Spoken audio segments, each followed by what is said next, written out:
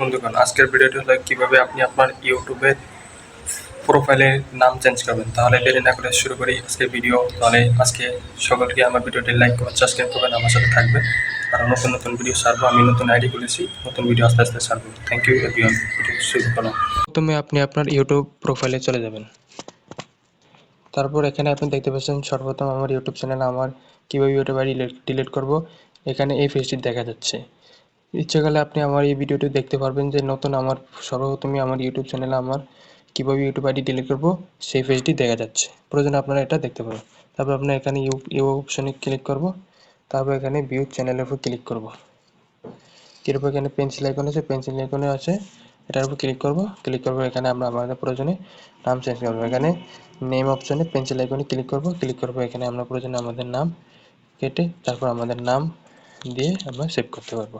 অসংখ্য ধন্যবাদ, সবাই সাবস্ক্রাইব করবেন।